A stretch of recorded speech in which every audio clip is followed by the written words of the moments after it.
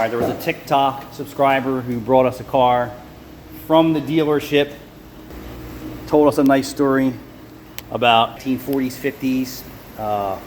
Family member brought us a black and white picture, really cool. I'm not gonna give up any names, but I'll show the vehicle. It's at the dealership. It's got some higher mileage for this car. Dealership charged them $800 for some diag work, some wire repairs that I didn't find, and in the end said the TIPM was the problem with the vehicle. This is just brake clean from us cleaning off the back of the motor from replacing the valve cover in the trash can. New sway bar links, new axle. The dealership didn't tell them anything about this. The other issues, thermostat code, valve cover leaking, axle, boot open, links rattling, blend door, bunch of issues. Trunk struts didn't work. Like, I don't know what it is when you're at a dealership and you're paying for a diag, why they're not diagnosing the whole car. Maybe they don't feel that it's necessary. Why not? The customer may actually want to get things fixed if they know is actually a problem. They just need to know what it is and how much it costs. And if you're paying $800 in diagnostic time, plus they wanted, I think, $1,500 for a... No, they didn't. They said the TIPM was discontinued, so they recommended sending it out. And I think they estimated at $1,500. I don't remember what the exact total was. And then we can duplicate the condition with the horn.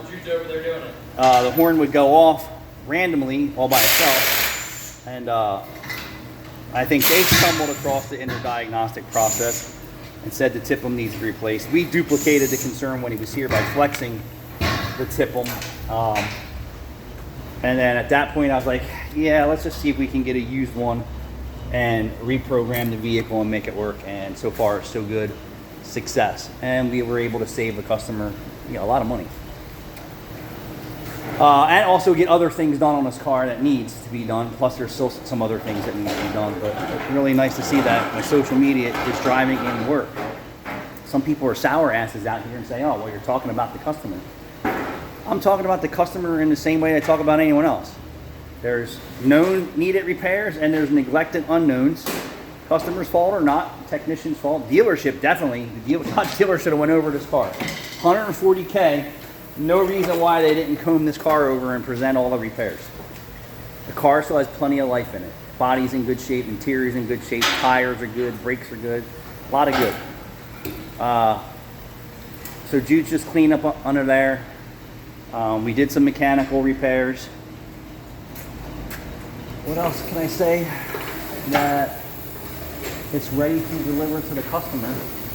It would just be sitting here random, like beep. And then like a beep. This is a printed circuit board, and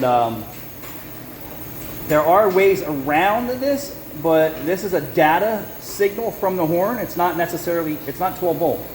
So the steering wheel control module sends a data signal to the TIPM and says, hey, sound the horn, because it's commanded from the driver.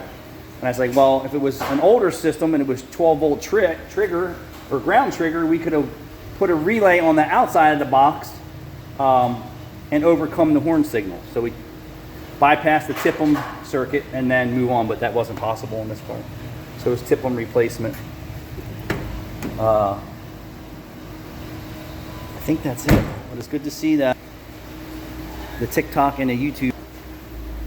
And we got a little bit of work here today, and that's that. Thanks for watching.